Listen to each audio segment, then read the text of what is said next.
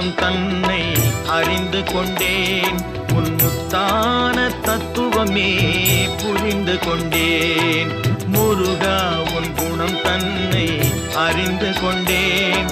உன் முத்தான தத்துவமே புரிந்து கொண்டேன்.